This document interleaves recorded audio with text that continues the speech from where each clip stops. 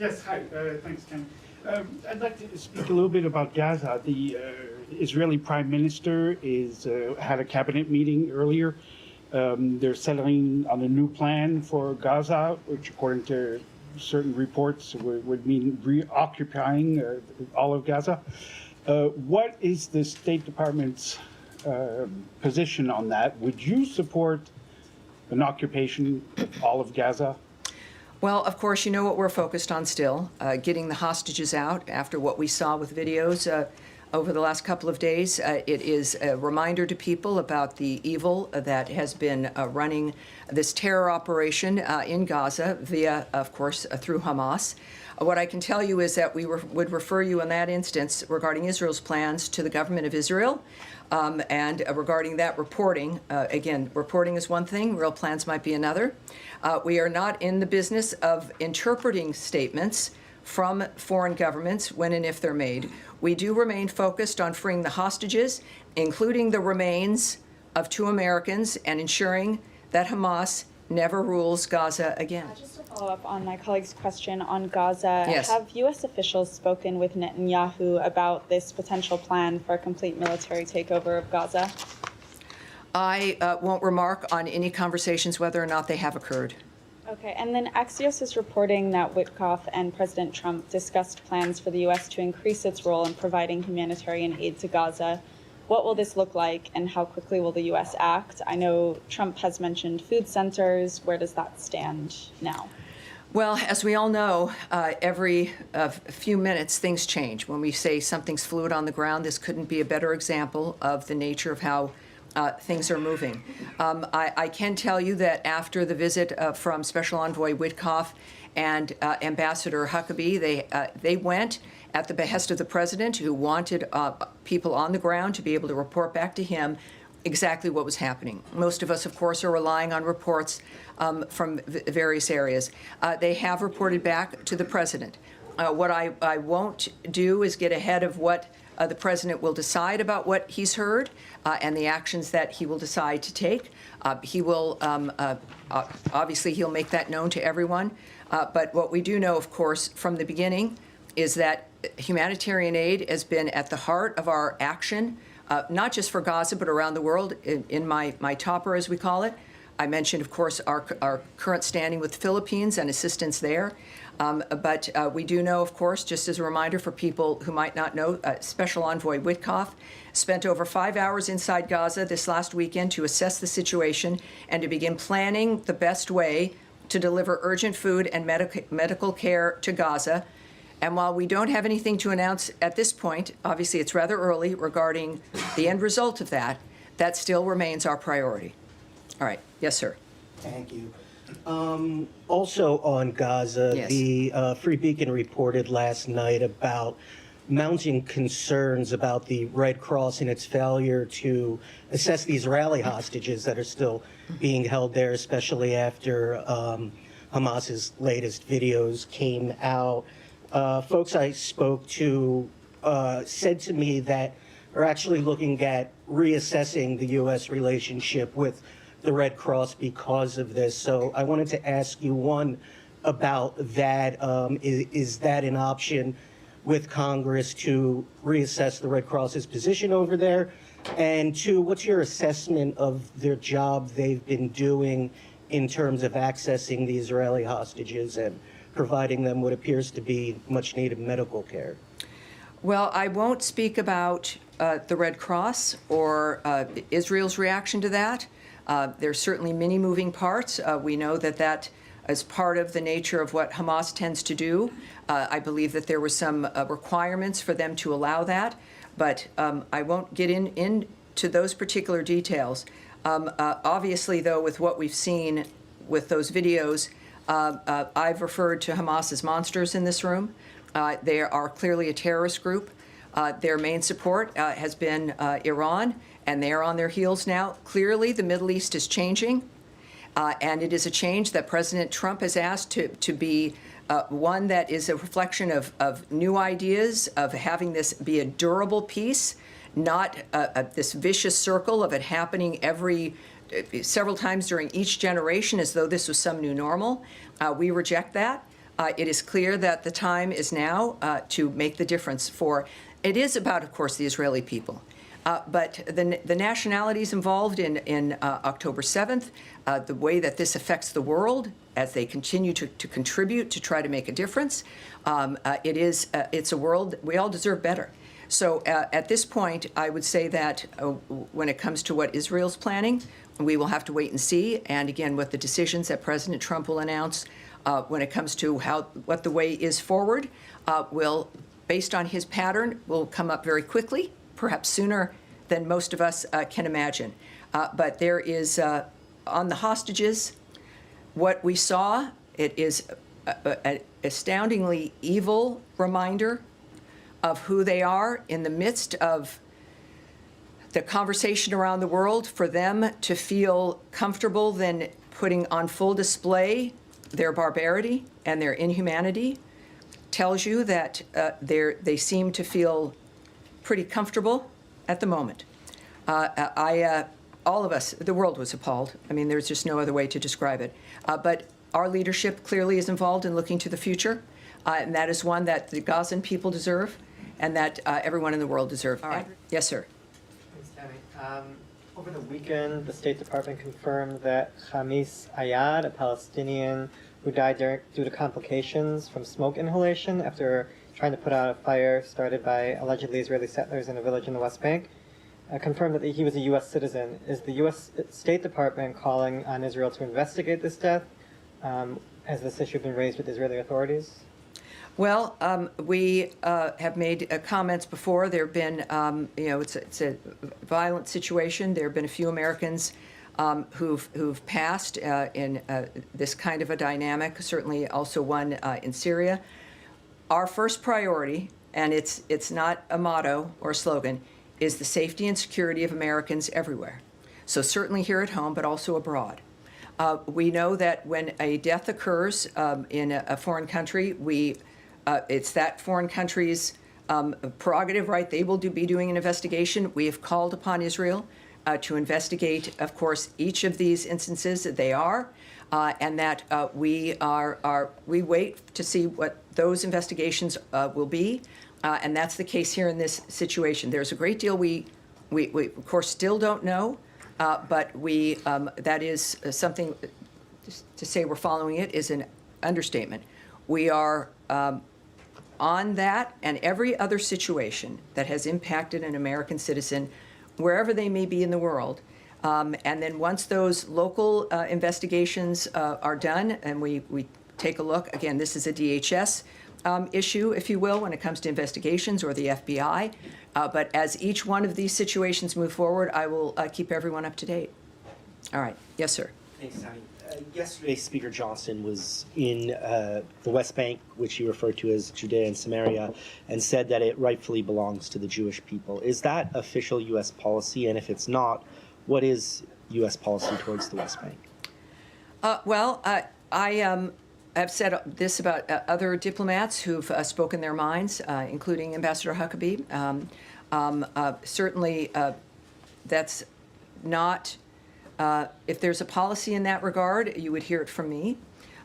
So I think I can say that. I'm not going to speak for him or characterize his words in any certain ways, but clearly that is his opinion.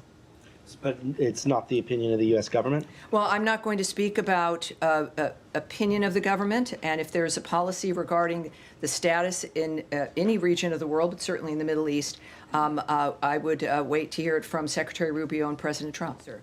Yes, Thank Mike. you, Tammy. On Gaza Humanitarian Foundation, Special Envoy Witkoff at his tour inspection of GHF sites last week, we were initially told when the U.S. came aboard as a financial sponsor of GHF that there be an ongoing review, essentially to determine if the money is being spent in a wise manner. So a month on now, I guess, or a little bit more, can you point, I mean, beyond just the number of meals, and I know you say it's never enough, can you pinpoint down to a more micro level, A, B, and C is working really well, D, E, and F are areas of concern? Can you get into that assessment? Well, you at know, all? I really can't. GHF could get into that, but I know the numbers get to be so big, it becomes something maybe that's not of interest. But it's over 1 million meals that have been distributed. I think that matters to the people that have been able to have those meals. And yes, he mentions the fact that it's never enough, because I remind people we don't expect it to be enough. And that's why we work to change the situation. I can refer you, though, also, again, to Special Envoy Witkoff's approach and his attitude, is that the visit was to make that determination about what else needed to happen in a framework that could be enough.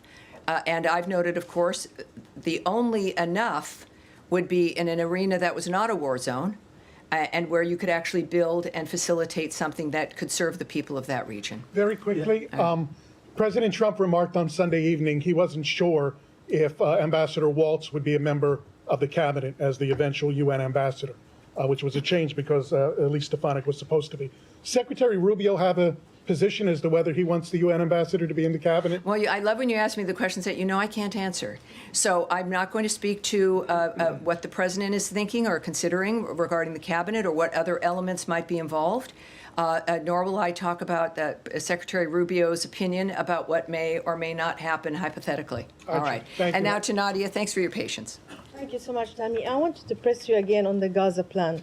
The president said clearly and many times that he wants to end wars in the Middle East, and I believe that's the secretary's position. Yes, that's true. How does Netanyahu's plan or proposed plan of reoccupying Gaza fits into this vision, considering that many people believe that without American weapons, Israel cannot carry with this war? So you have lots of leverage to advise Prime Minister Netanyahu whether to take this decision or not.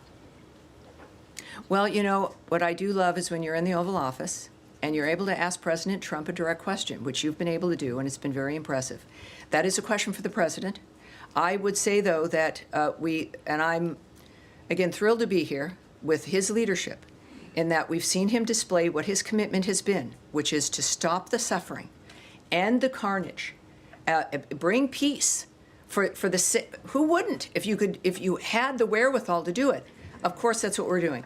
I certainly won't speak to what Israel's plans are. There's been many reports. I'm not going to speak to news reports or what another government is planning or not planning. What I do know is that this government, the Trump administration, is focused on this. It's clear this is what they intend to do. He wants this to end. He said that from the beginning, that the actions that we would take, it wouldn't be about months or years, about meeting to have meetings, and that there's resolutions. As a businessman, you've got to have a point where something is developed and produced and done.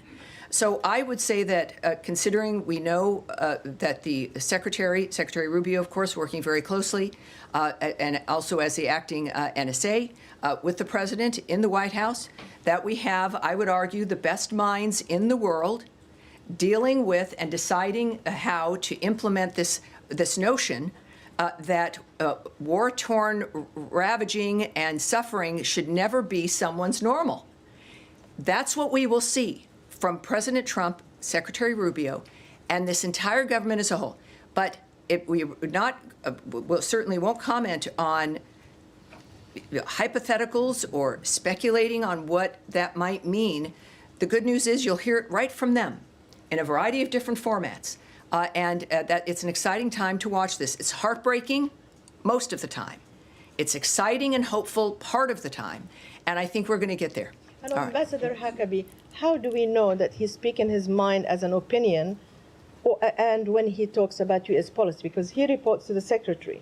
So as a reporter, how do I know if he's just expressing his opinion about the settlement being part of Israel, and when actually this is a policy, if the president or the secretary did not articulate that? So we're getting into a little bit of a conspiracy dynamic here. It's not really. But here's why there's this podium. We have a very particular structure, that the president speaks on the tarmacs. He has gaggles. Caroline Leavitt speaks for the approach of the president in the White House. I am here speaking regarding the approach as the voice of the State Department, regarding what our plans are. I obviously can't say everything to you. That's very apparent. But I endeavor to say as much as I can to give you details.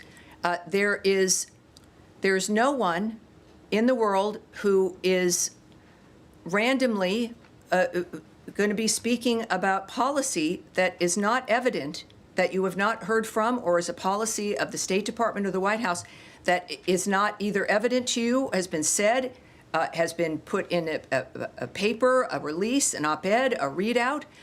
You have your, I would urge you to focus on the centers that have been created to offer what the policy of the State Department or of the White House, this government is. It's very obvious, and yet, of course, people will speak their mind. I would ask you to take everyone's comments as in that kind of situation as their opinion and speaking their mind. And it's why we love the diplomats of this country. We have some very smart, caring, passionate people. And he's one of them, and I adore him. Go ahead. Nice to see you. Nice to see you. Just to clarify on the question about GHF, did Special Envoy Witkoff come away favorably impressed with what he saw of its operations last week? Well, his statement, which I read at the beginning here, spoke to the fact that we're going to be continuing to look to how best to get humanitarian aid and to further our goal for the humanitarian aid. I have nothing further to say regarding his assessment of GHF or what that additional work or expansion might look like. I was wondering if you have any update on the case of Saif al-Muslit, who was a Palestinian American, was killed a few weeks ago, last month to be exact. And Ambassador Huckabee said that he called on Israel to aggressively investigate the murder. If you have an update on that, and if not, you can get back to me anytime. But also, are there like any kind of communication between the U.S. government and the Israeli governments on stopping this from keep happening? Because apparently there is a pattern. Well, I don't have anything new for you, but the initial posture is strong and remains, which is our expecting to see an investigation that comes with results. And of course, we are constantly engaged with Israel. I can't speak to exactly what those conversations are or on what topics, but it's been obviously made very clear that we expect some information and a resolution to the nature of what occurred. And obviously, when we learn that, we will take further action. So I can't give you the details in this regard. I can tell you it should be a given that any place, and we've demonstrated this throughout the administration, throughout certainly Secretary Rubio's remarks and his actions, as well as President Trump's, that we are trying to stop conflicts. We are committed to ending carnage and death and destruction around the world for everyone, but certainly this is from a president whose America First policy recognizes the value and the importance of this country in increasing the value and importance of every other nation around the world. But that is, in our unique position as Americans in this country, reliant on the United States of America being as strong and as capable as possible, because the world has seen our nature, and that is to stop wars, deter them, try to have ceasefires, have peace around the world. And his commitment domestically, as you've seen, and a whole of government effort, not just around the world, but here at home, to make sure that Americans are safe everywhere, including at our border, in American cities and towns, in large urban areas, that Americans here in the United States, we deserve a better life. That is why President Trump was elected. It is what Americans voted for. But we also expect for Americans to feel that wherever they are in the world. So yes, I think it's safe to say, not that I've been a party to the conversation, that it's clear to the world that we expect Americans to be treated well, to be safe, and if something happens horribly, to have it be dealt with appropriately. That is, I think, the bottom line when it comes to when we say here at the State Department, the safety and security of Americans everywhere is our top priority. We're not kidding. And neither is the president, and neither is Secretary Rubio.